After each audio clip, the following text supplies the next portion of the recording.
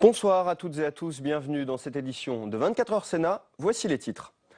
La zone du barrage de Sivins est désormais évacuée. Après mai d'actualité, alors qu'un rapport sur le sexisme en entreprise vient d'être remis au gouvernement et il pointe les vieilles habitudes et autres stéréotypes toujours en usage. Et le micro trop tard d'Alex Darmon sera lui aussi consacré à cette journée de la femme. Quelle utilité et à quoi ressemble la femme du 21e siècle? Il est allé dans les rues de Paris interroger Françaises et Français.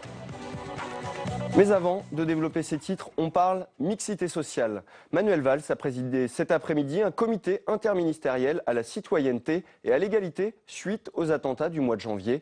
Parmi les moyens d'agir, la loi SRU qui oblige les communes de plus de 3500 habitants à avoir 25% de logements sociaux. Mais toutes ne s'y sont pas encore pliées. C'est le cas de Saint-Maur-des-Fossés dans le Val-de-Marne. Un reportage des 25% demandés par la loi. Le maire s'explique. Nous n'avons plus aucune réserve foncière et donc la construction de logements, par essence, est forcément faible.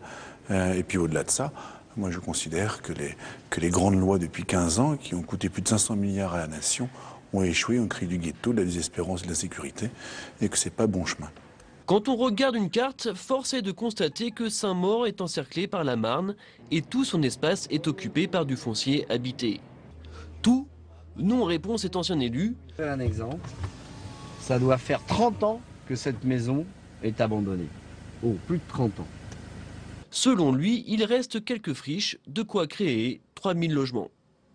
Voilà, c'est un des sites des Silors, un site important qui est fermé depuis plus d'1 an, sur lequel on pourrait effectivement construire plusieurs dizaines de logements sociaux. Et à mon avis, une perte de richesse pour la commune, non pas en termes d'argent, mais de richesse de culture, de rencontres, d'ouverture vers le monde. Et donc, ça emmène à un repli sur soi qui est très préjudiciable. Peu de logements sociaux, c'est aussi le prix de l'immobilier qui grimpe et la population qui vieillit. Chaque année, la ville paye 3,5 millions d'euros d'amende à l'État. Une somme importante pour une commune endettée à plus de 200 millions d'euros. Le Conseil général du Tarn a donc décidé d'abandonner le projet de barrage controversé à Sivins pour une autre construction plus petite. Après cette délibération, le gouvernement a demandé l'évacuation du site qui a été réalisé. Récit de cette journée animée, signé Julie Hulin.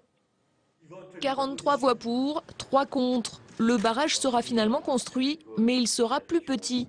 À 11 h ce matin, le Conseil général du Tarn a tranché pour une retenue d'eau redimensionnée sur la zone du projet initial. On avait un besoin d'eau. On essaie d'y répondre. Il y a plusieurs hypothèses. Pour répondre à ces hypothèses, c'est un barrage, une retenue, soit de 750 000 m3 sur zone, soit sur des retenues latérales. Ça sera sur zone, parce que ça nous paraît être le plus intéressant possible pour la collectivité départementale et le plus rapide possible. Les agriculteurs sont satisfaits, mais auraient souhaité un projet plus précis. Il n'y a pas de volume, il n'y a pas de décision précise. Il y a toujours cette idée qu'il faut négocier un protocole. Non, il y a encore des incertitudes, quoi. Ce qui fera retomber la pression, soyons clairs, c'est l'évacuation. À 12h30, près de 300 gendarmes sont dépêchés sur place. Manuel Valls avait promis une réponse extrêmement ferme de l'État face aux éventuels récalcitrants. L'évacuation a finalement eu lieu dans un certain calme. 21 personnes interpellées et certaines placées en garde à vue. Ce soir, 150 gendarmes bloquent encore l'accès au site. Le dossier Sivins, lui, est loin d'être clos. Il pourrait s'écouler plus de 2 ans avant que les experts ne statuent et que les travaux commencent. Et pour évoquer ce sujet, nous retrouvons par téléphone Sandrine Rousseau, porte-parole d'Europe Écologie Les Verts. Alors vous êtes l'un des rares partis à ne pas vous féliciter complètement de la décision d'aujourd'hui. Pour quelle raison ? Bonjour. Alors pourquoi nous ne nous réjouissons pas? Pour plusieurs raisons. La première, c'est que il y a eu l'abandon du barrage initial, du projet initial. Ça, c'est une bonne chose. Par contre, le projet qui est a priori retenu est un projet qui entame quand même la zone humide sur laquelle sont les conflits. Ensuite, l'autre chose, c'est qu'il y avait 2 projets sur la table. Et il y en avait un qui est qui détruisait moins l'environnement que celui qui a été adopté. Il coûtait un peu plus cher, mais au fond, quand il s'agit de construire une autoroute, on néglige pas les crédits qu'on alloue aux autoroutes. Et donc, pourquoi on ne mettrait pas un peu plus d'argent pour préserver l'environnement? Ce projet-là, il permettait aux agriculteurs d'avoir leurs besoins en eau qui étaient satisfaits. Ça n'est pas le projet qui a été retenu. Par ailleurs, prendre une décision de cette importance-là, après les conflits qu'il y a eu, et alors que le Conseil général va être renouvelé dans 15 jours, on ne voit pas pourquoi il y avait urgence. Il y avait une urgence à dire que ce projet était abandonné parce qu'il y avait une tension énorme sur le site, mais il n'y avait pas d'urgence vraiment à décider quel autre projet était adopté. Pour vous, il fallait reporter ça après les élections départementales de la fin du mois? Bien sûr, on n'en était pas à 2 semaines près. Et par ailleurs, pourquoi prendre cette décision dans la précipitation là maintenant, alors que on n'a pas abouti, on n'a pas fait aboutir complètement les processus de concertation, qui manquent encore des études pour les impacts écologiques des différents projets qui étaient sur la table. Bref, il nous fallait encore un tout petit peu de temps. Au point où on en n'en était pas à un mois près. 16 mois de blocage sur le site, un mort, Rémi Fraisse, un des manifestants. Est-ce qu'il faut désormais en tirer les leçons pour tous les autres projets qui pourraient être contestés à l'avenir? Ce qu'il faut tirer comme conclusion, c'est que quand il n'y a pas de démocratie locale, quand on n'entend pas les opposants, quand on ne sait pas prendre et écouter les remarques pertinentes qu'ils font sur certains aspects du projet, eh bien on arrive à des situations de blocage comme on l'a connu à Sivins. Et ces situations de blocage, parfois elles peuvent devenir violentes.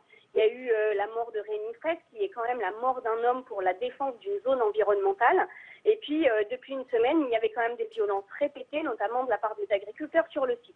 Et donc, voilà, ce qu'il faut entendre de ce projet-là, c'est que la démocratie locale est absolument déterminante. Qu'aujourd'hui, en France, les enquêtes publiques qui sont faites ne servent pas à grand-chose. Les remarques qui sont faites dans le cadre de ces enquêtes publiques n'ont pas un impact réel sur les décisions politiques. Il faut mettre en place un dispositif qui oblige les élus à prendre en compte les remarques de ces enquêtes publiques.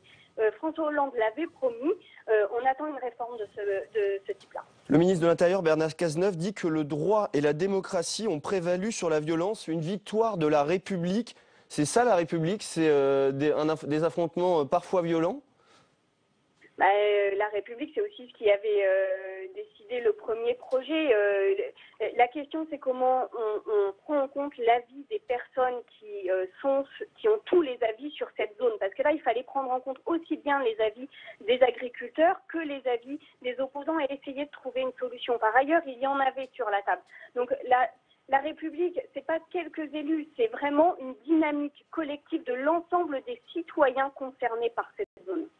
Maintenant, le nouveau projet va mettre des années à se mettre en place. Il faut s'attendre à d'autres affrontements sur le site. Finalement, là, la fin de l'occupation est-elle temporaire ou définitive? Mais ça, j'en sais rien. Moi, je ne suis pas dans la tête des ahadistes et je suis moi-même pas ahadiste. Et c'est pas le parti écologiste qui les a poussés à occuper cette zone. Par contre, ce que je peux dire en tant que parti écologiste, c'est que nous refusons toute violence et nous condamnons toute violence. Après, je ne sais pas ce qui se passera. Enfin, là, faut leur demander à eux. Je vous remercie, Sandrine Rousseau, d'avoir répondu à nos questions sur ce sujet. En tous les cas, ce que je peux juste dire, c'est que évacuer une demi-heure après la décision du Conseil général, c'est sans doute pas de nature à apaiser complètement les choses. Merci, on a bien entendu votre message. Dans le reste de l'actualité, Claude Guéant est en garde à vue depuis ce matin. L'ancien ministre de l'Intérieur est interrogé sur l'origine d'une somme de plus de 500 000 € datant de 2008 en provenance d'un compte à l'étranger. À l'époque, secrétaire général de l'Élysée, il affirme que cette somme provient de la vente de 2 tableaux. Les juges suspectent, eux, un financement illégal de la campagne de Nicolas Sarkozy en 2007.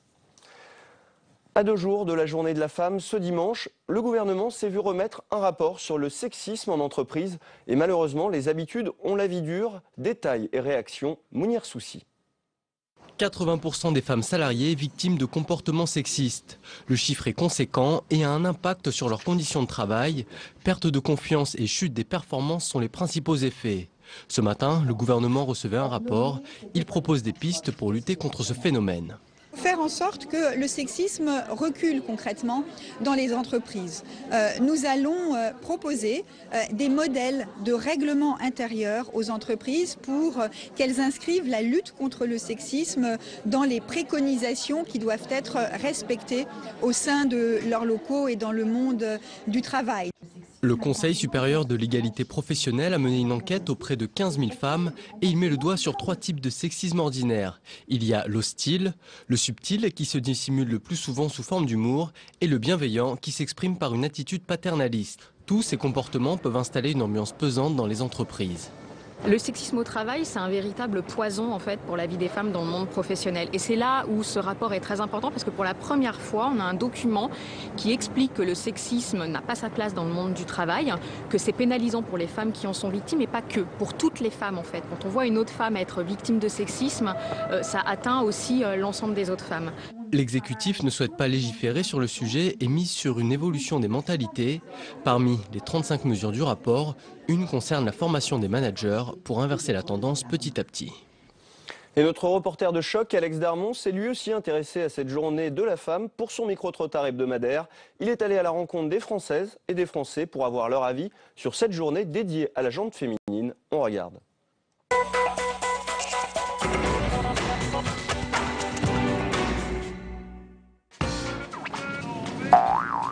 Ah Caro, dimanche on fait une soirée Tupperware, tu viens ou pas? Ah bah non, je peux pas, je vais au parc, je vais voir le PSG. Ah.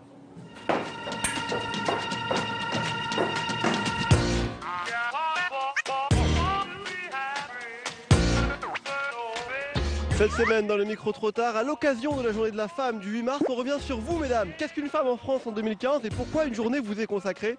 Ouh, je sens que je vais aimer ce micro-trottoir, hein. Où sont les femmes? Avec leurs gestes pleins de charme. Faut que je parle à une femme, c'est la journée de la femme dimanche, je viens de l'apprendre.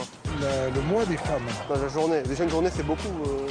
Pour moi je m'en fiche en fait donc... Je trouve que ça sert à rien la journée de la femme. Mais, bah un peu ouais. Bah s'il y a une journée de la femme, c'est que tout le reste de l'année elles sont pas considérées, non? Donc c'est peut-être mauvais signe. On a des compétences et des qualités que les hommes n'ont pas. La France sans les femmes, ça serait nul. C'est comme une pizza sans olive ou une chouquette sans sucre. Ouais. Vous les femmes, vous le charme. En un mot, une femme, rayonnement. La beauté? La beauté? Oui. Vous? Pas toujours. Une femme épanouie, une femme autonome, libre. Est-ce que c'est dur d'être une femme? Oui, partout et en politique, peut-être plus. On va aller vérifier. On va demander aux féministes. Venez. Ah, c'est vous. Comment allez-vous? Bien vous-même. Est-ce que c'est dur d'être une femme en politique? Ah, au démarrage, oui, je pense que c'est plus long. C'est pour la journée de la femme, j'ai une fleur pour vous. Et c'est super sympa. Et vous pensez que ça pourrait encore plus progresser si les hommes politiques vous chantaient des chansons à vous les femmes? Pour vous adoucir un petit peu? Non, vous croyez pas? On l'arrose et je non, mais vais. non mais juste un mot pour la journée de la femme. Parce que très aimable. Merci en tout cas. Et bonne séance. Mais je vous en prie. Vous la gardez. Hein, voilà. Dans l'hémicycle. Ne nous affectez pas aux fleurs, même si nous voulons conserver les fleurs, les poèmes, les compliments, la passion, l'aveuglement, mais l'égalité d'abord. Comptez sur moi, l'égalité avant tout, Mme Taubira. Merci à vous. Et c'est la fin de cette édition. Tout de suite, vous retrouvez La Politique c'est net, l'émission de Caroline Deschamps qui revient sur la neutralité du net décidée la semaine dernière aux États-Unis. Excellente soirée à toutes et à tous sur Public Sénat.